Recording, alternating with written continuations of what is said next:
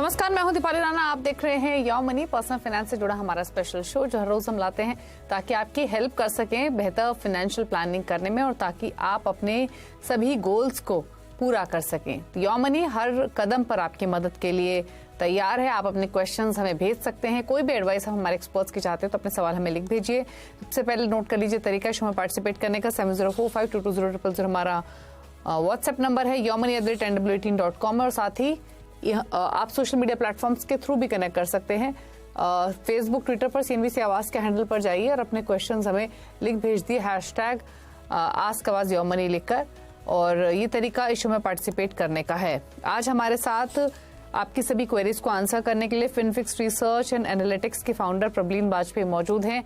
प्रबलीन नमस्कार, स्वागत है आपका। और प्रबलीन से आपके क्वेश्चंस पर राय लेंगे, लेकिन उससे पहले बात करते हैं कैटेगरी ऑफ फंड्स की।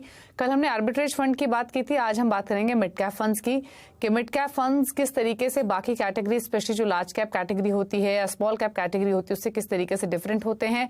क्या मिड कैप्स में हाई रिस्क हाई रिटर्न का फंडा इन फंड्स में अभी भी कामकाज करता है और किन कैटेगरी ऑफ इन्वेस्टर्स को ये सूट करता है, ये सब बातें समझते हैं। बताइए प्रबलीन, मिड कैप फंड्स के बारे में। नमस्कार दीपाली जी। मिड कैप फंड्स मेरे ख्याल से एक बहुत ही इंपॉर्टेंट कैटेगरी और अक्सर ओवरलुक्ड होती है। अगर हम इन्वेस्टर क्वेरीज को भी इसी शो पे देखें तो हम देखते हैं अक्सर लार्ज कैप फंड्स होते हैं इन्वेस्टर्स के पास और small cap and mid cap अक्सर मिसिंग पाया जाता है। मिड कैप फंड्स को समझने के लिए दीपाली जी आई थिंक एक टर्म को बहुत समझना जरूरी है जिसको हम मार्केट कैपिटलाइजेशन बोलते हैं या मार्केट कैप। हर कंपनी की एक मार्केट कैप होती है जो इन सिंपल वर्ड्स उस कंपनी के सारे शेयर्स की वैल्यू है, यानी कि जितनी बड़ी कंपनी बड़ी होगी उतनी ही उसकी मार्केट कैपिटलाइजेशन बड़ी है। जैसे HDFC बैंक हो गया, रिलायंस इंडस्ट्रीज हो गया, TCS हो गया। मिड कैप फंड्स को जो हम डिवीजन करते हैं वो मार्केट कैपिटलाइजेशन के बेसिस पे ही करते हैं। जो पहले से 100 तक की हमारी कंपनीज हैं जो सबसे बड़ी हैं मार्केट कैप के बेसिस पे, उनको हमने लार्ज कैप कंसिडर किया, और 101 से लेके 250 तक की कंपनीज को हम मिड कैप कंपनीज बोलते हैं। और इन जो कंपनीज में हमारे म्यूचुअल फंड्स इन्वेस्ट करते हैं वो हमारे मिड कैप फंड्स कहलाते हैं, जहां पे सेबी का मैंडेट है कि 65% तक उनका पैसा सिर्फ मिड कैप स्टॉक्स पे ही होना चाहिए और बाकी जो 35% है वो उनका स्मॉल कैप या लार्ज कैप में रह सकता है। एक बहुत बेहतरीन कैटेगरी है ये दीपाली जी, क्योंकि अगर हम लार्ज कैप्स के कंपैरिजन में देखें तो मेरे ख्याल से जो मिड कैप इंडेक्स है वो हमें काफी डाइवर्सिफाइड एक्सपोजर देता है मार्केट्स का, एंड डिफरेंट एक्सपोजर देता है जो हमें लार्ज कैप्स नहीं देते। लार्ज कैप्स अगर हम निफ्टी 50 की बात करें तो हम देखेंगे फाइनेंशियल सर्विसेज हो गया, IT हो गया, ऑयल एंड गैस हो गया, फास्ट मूविंग कंज्यूमर गुड्स हो गया, ये मिला के जो हमारे टॉप 5 सेक्टर्स हैं ये करीबन 77% हिस्सा बनाते हैं निफ्टी 50 का, जिसमें से जो टॉप 10 स्टॉक्स हैं वो अकेले ही करीबन 42% कॉम्पोजिट करते हैं इंडेक्स को। एंड अगर हम मिड कैप फंड्स की बात करें और मिड कैप इंडेक्स की वहां पे बात करें तो हमारे पास थोड़ा सा ज्यादा एक्सपोजर मिलता है कैपिटल गुड्स को, हेल्थ केयर को, केमिकल्स को, इस तरीके के हमें सेक्टर्स का एक्सपोजर मिलता है। एंड जो टॉप 10 स्टॉक्स हैं हमारे मिड कैप इंडेक्स की, जो मिड कैप 150 इंडेक्स है, जो इस पूरे 150 एक जो हमारा स्टॉक्स का यूनिवर्स है मिड कैप स्पेस में उसको कवर करता है, वहां पे टॉप 10 स्टॉक्स का सिर्फ एलोकेशन 10 से 12% तक रहता है। तो एक अच्छा तरीका है इन्वेस्टर्स के लिए जो लंबे समय के लिए इन्वेस्ट करना चाहते हैं कि एक मिड कैप फंड को अपने पोर्टफोलियो में जोड़ें। इनका रिस्क जाहिर है लार्ज कैप से ज्यादा होता है क्योंकि उनसे थोड़ी छोटी कंपनियां हैं लार्ज कैप फंड्स के मुकाबले, पर स्मॉल कैप फंड्स के मुकाबले इनका रिस्क थोड़ा कम होता है। एंड यहाँ पे एक्टिव एंड पैसिव दोनों फंड्स के तरीके से वो इन्वेस्ट कर सकते हैं। अच्छा प्रबलीन, मिड कैप फंड्स और mid cap index fund in दोनों में क्या डिफरेंस है? और दूसरी चीज, अगर मिड कैप्स में एक्सपोजर लेना हो तो मिड कैप इंडेक्स फंड भी बेटर है या फिर मिड कैप जो प्योर मिड कैप फंड्स हैं उनको ऑप्ट करना चाहिए? जी, जब हम मिड कैप फंड्स पे इन्वेस्टमेंट की बात करते हैं दीपाली जी, तो जो पैसिव स्ट्रैटेजी है वहां पे हमारे पास 3 इंडेक्स हमारे पास है। एक है निफ्टी मिड कैप 150, एक हो गया निफ्टी मिड कैप 50, एक हो गया निफ्टी मिड कैप 150 क्वालिटी 50। अगर हम मिड कैप 150 को उठाएं तो वो हमें सीधे ही पूरे जो 150 स्टॉक्स है मिड कैप्स के उनका एक्सपोजर प्रोवाइड करता है। बट अगेन मार्केट कैप के बेसिस पे, यानी कि जो बड़ी कंपनियां होंगी विद इन मिड कैप, उनका एक्सपोजर हमें ज्यादा मिलता है। ये तीन मेरे ख्याल से अच्छे तरीके हैं, जिनमें से सबसे सिंपल तरीका है कि मिड कैप 150 इंडेक्स फंड को चुन लिया जाए, स्पेशली उन इन्वेस्टर्स के लिए जिनको काफी लंबे समय तक इन्वेस्ट करना है और उनको कंफ्यूजन है कि कौन सा मिड कैप फंड उठाएं। हमारे पास एक्टिव फंड्स की कैटेगरी में करीबन 29 फंड्स है, जिनमें से अभी भी, क्योंकि हम मानते हैं कि मिड कैप एक ऐसा सेगमेंट है जहां पे एक्टिव फंड्स का आउट परफॉर्मेंस का स्कोप है, कुछ बेहतरीन फंड्स ने मिड कैप इंडेक्स को बीट किया है और अच्छे प्रदर्शन दिए हैं। पर वहां पे थोड़ा सा छांटने की जरूरत है, क्योंकि जो बेस्ट और वर्स्ट परफॉर्मर्स हैं उनमें काफी डिफरेंस दिखता है हमें रिटर्न्स में। तो उन 29 फंड्स में से इन्वेस्टर्स अगर क्वालिटी फंड्स देखेंगे तो 8 से 10 निकल के आएंगे जिनने कंसिस्टेंटली इंडेक्स को बीट किया है। तो अगर उनमें अपनी थोड़ी रिसर्च कर सकते हैं इन्वेस्टर्स, तो मेरे ख्याल से एक्टिव फंड को भी चुन सकते हैं। वरना मिड कैप इंडेक्स एक बेहतरीन तरीका है, सिंपल तरीका है बेसिकली इन्वेस्टर्स के पोर्टफोलियो में शामिल करने के लिए इस सेगमेंट को।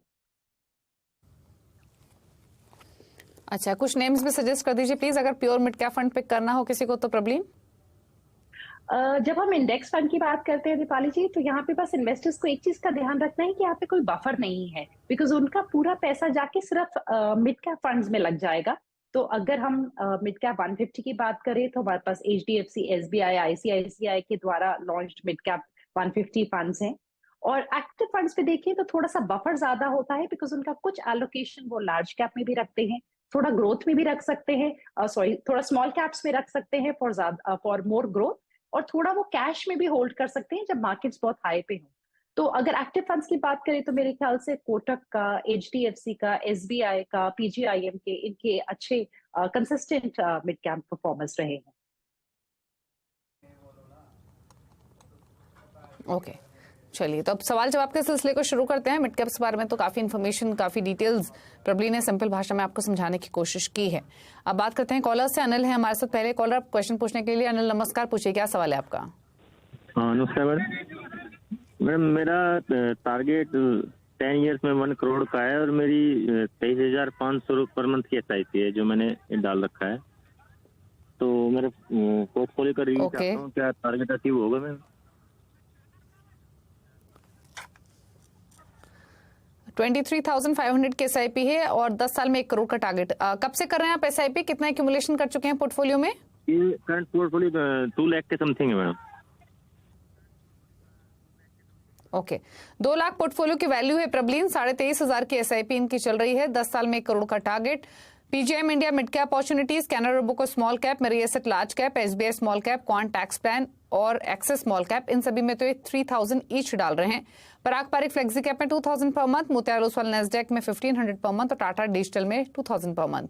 तो इनके 2 ही क्वेश्चंस, पोर्टफोलियो कैसा है, कुछ चेंजेस कर रहे हैं क्या, और दूसरा इनके गोल पर आपकी राय।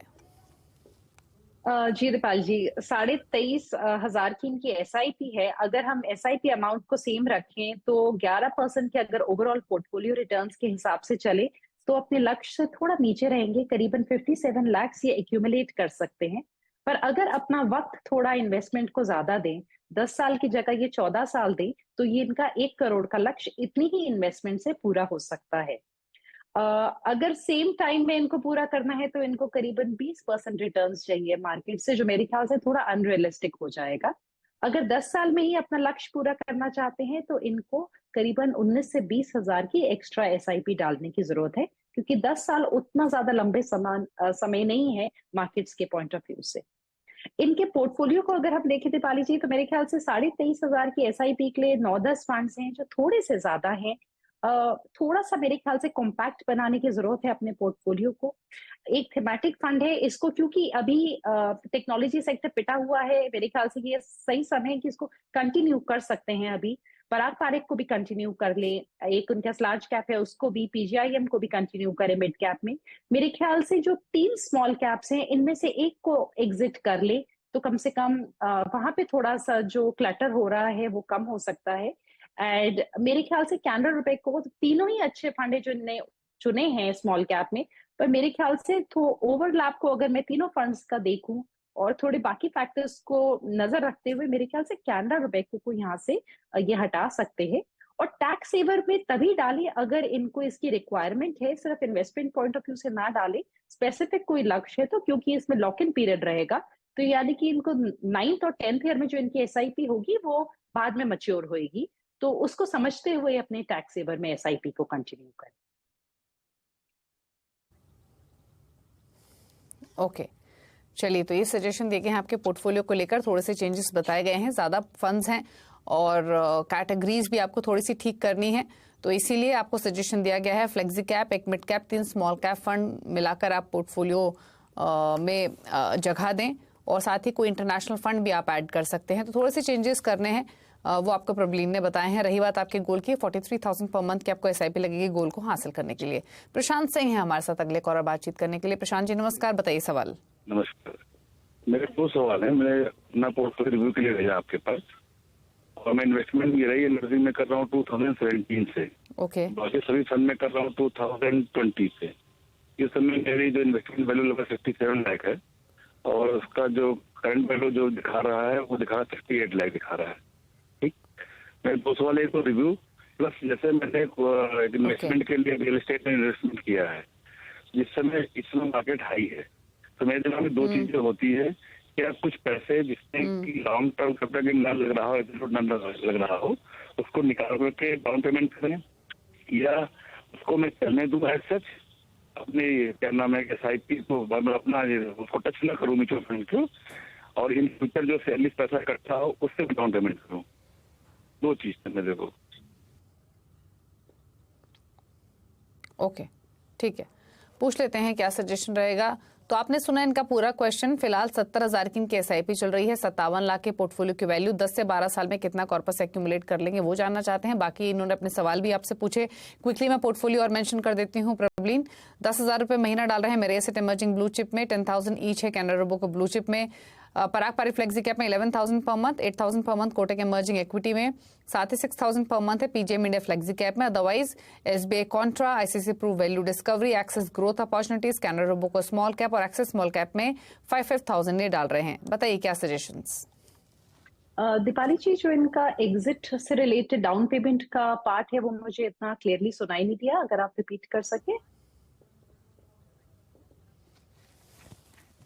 जी प्रशांत जी, अगर आप फोन लाइन पे हैं तो जो डाउन पेमेंट की आप स्ट्रैटेजी अपना रहे हैं बताइए, एक बार प्लीज दोबारा पूछ लीजिए प्रबलीन से, क्या जानना चाहते हैं।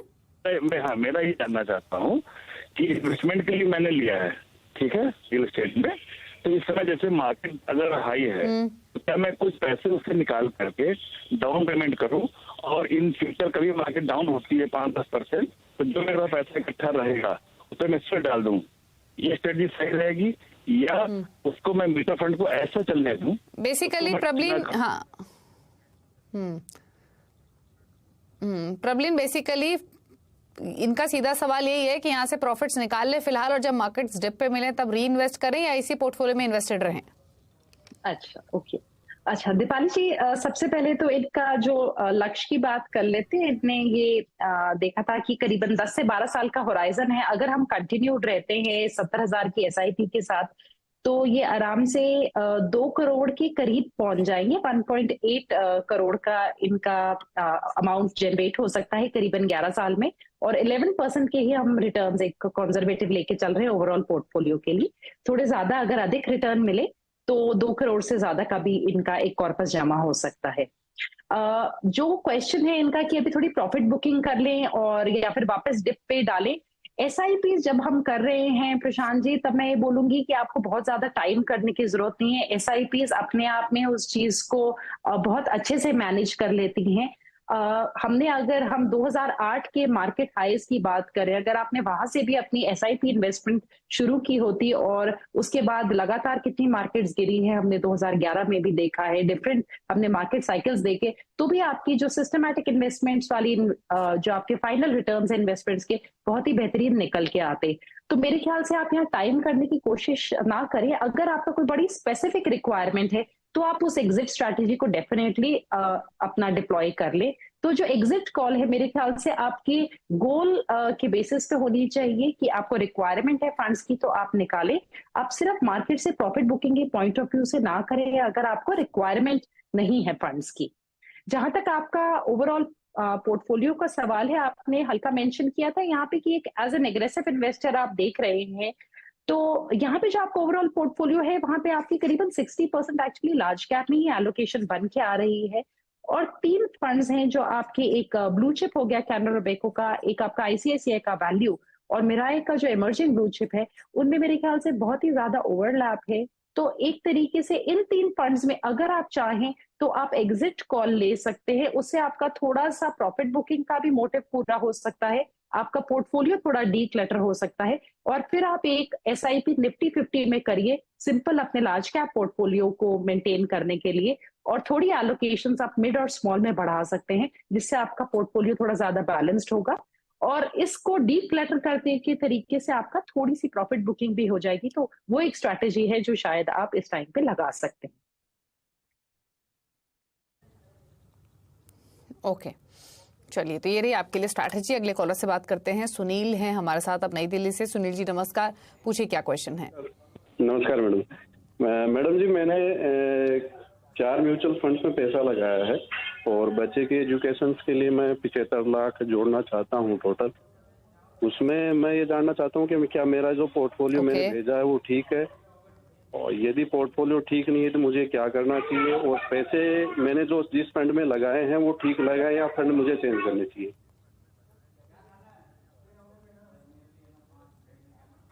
ओके, तो बेसिकली 20,000 की एसआईपी इनकी चल रही है फिलहाल। अच्छा, कब से आप इन्वेस्ट कर रहे हैं? कितना समय हो चुका है इस एसआईपी को? 6 महीने हुए हैं। अच्छा, और आपका जो टारगेट है वो 75 लाख का इन 15 ईयर्स, करेक्ट? जी जी जी जी। अच्छा, इसके अलावा एनपीएस को लेकर क्या जानकारी चाहते हैं आप? मैं एक सेंट्रल गवर्नमेंट कर्मचारी हूँ मैडम, तो मैं एनपीएस में कौन सा मुझे पेंशन फंड चूज करना चाहिए और कौन सी स्कीम चूज करनी चाहिए? ओके, तो मोतियाल ओसवाल मिड कैप इनके पास है, Nippon India index fund, Axis small cap, Parag Parikh flexi cap, 75 lakh का टारगेट 15 ईयर्स में। एनपीएस को लेकर भी जानकारी जानना चाहते हैं आपसे, साथ ही साथ पोर्टफोलियो पर तो राय चाहिए ही। बताइए प्रबलीन जी। जी, दीपाली जी, 6,500 की एसआईपी है, इससे ये लक्ष्य अभी पूरा नहीं हो पाएगा। इनको करीबन एक्स्ट्रा एक 10,000 डालने की जरूरत है अपने लक्ष्य को पूरा करने के लिए, जो 75 लाख का इनका है। और एक चेंज में इनके पोर्टफोलियो में सजेस्ट करूंगी, स्मॉल कैप, फ्लेक्सी कैप और जो इंडेक्स फंड है उसको कंटिन्यू कर ले।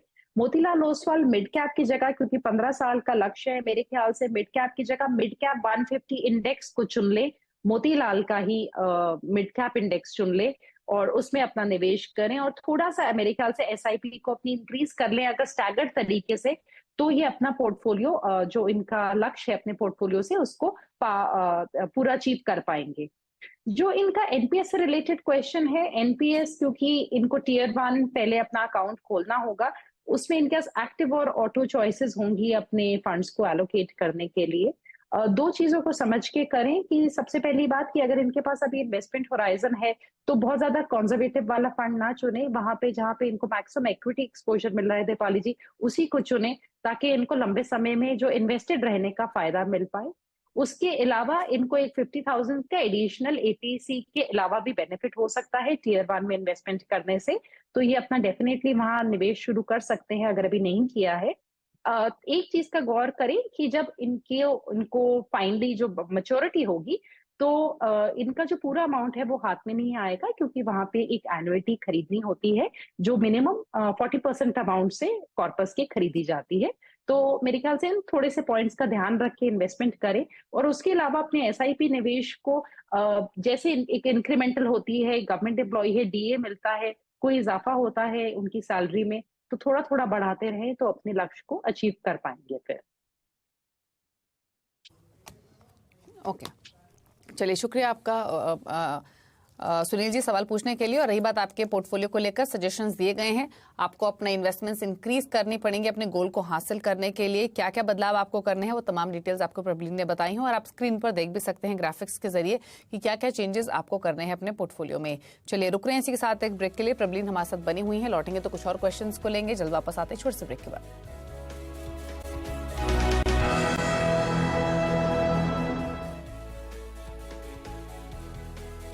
आप देख रहे हैं योर मनी। हमारे साथ प्रबलीन वाजपेयी मौजूद हैं जो आपकी क्वेरीज को आंसर कर रही हैं। समय की कमी इसलिए और कॉलर्स तो नहीं ले पाएंगे, लेकिन प्रबलीन के टॉप 4 फंड्स पूछ लेते हैं, स्पेशली उन इन्वेस्टर्स के लिए जो प्रबलीन की चॉइस के हिसाब से नया पोर्टफोलियो क्रिएट करना चाहते हैं। तो प्रबलीन बताइए अपने टॉप 4 फंड्स।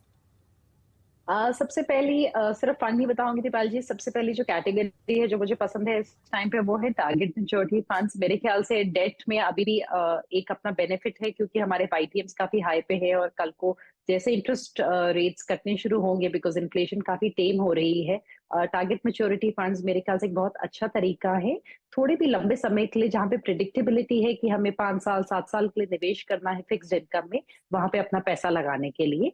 और ये मेरे ख्याल से काफी निवेशक समझेंगे भी बिकॉज जब FD में हम अपना पैसा रखते हैं तो लगातार वो टैक्स होता है हर साल। सेकंड जो मेरी चॉइस है यहाँ पे कोटक का मल्टी कैप फंड है जो हमें लार्ज, मिड और स्मॉल तीनों मार्केट कैप्स का एक्सपोजर देता है। हर्ष उपाध्याय जी इसको मैनेज करते हैं। तीसरा, क्योंकि हम मार्केट हाइज में हैं और जिन लोगों का निवेश का होराइजन करीबन 4 से 5 साल का है, वहां के लिए मेरे ख्याल से SBI बैलेंस्ड एडवांटेज फंड एक अच्छा फंड है। इनके पास एक ग्रोथ और वैल्यू की मिक्स्ड अप्रोच है फंड को मैनेज करने के लिए। इस वक्त करीबन 50 to 53% की इक्विटी में है, बाकी डेट में है। और इसके अलावा मिड कैप्स में निवेश करने के लिए, क्योंकि हमने मिड कैप्स की चर्चा की, तो मेरी सिंपल यहाँ पे स्ट्रैटेजी होगी मिड कैप 150 इंडेक्स फंड को चुने। एंड मेरे ख्याल से ये काफी सारे एक्टिव फंड्स को भी SIP के जरिए बीट कर सकता है over a longer period of time. Okay, तो target maturity funds, SBI balanced advantage fund, Kotak multi cap और Nifty mid cap 150 index fund, ये आप ऑप्ट कर सकते हैं। थैंक यू प्रबलीन आने के लिए शो में और सभी क्वेरीज को आंसर करने के लिए। इसी के साथ एक ब्रेक के उस पर आप देखिए आवाज समाचार। नमस्कार।